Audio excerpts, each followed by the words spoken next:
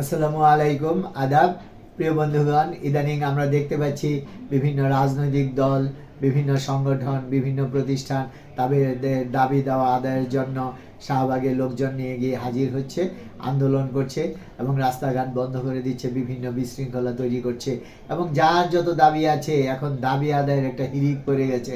সবাই সবার দাবি নিয়ে গিয়ে হাজির হচ্ছে এবং এইসব নিয়ে আমার আজকের এই ছড়া। শাহবাগে চলো, চলো যাই শাহবাগে, নিয়ে যত দাবি খুঁজে খুঁজে বের করি যত আছে বাকি।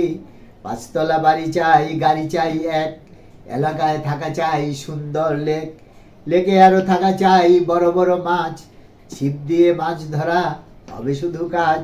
মাছে ভাতে বাঙালি সবে বলি ভাই, কাজে কামে সেটা আজ থাকা খুব চাই।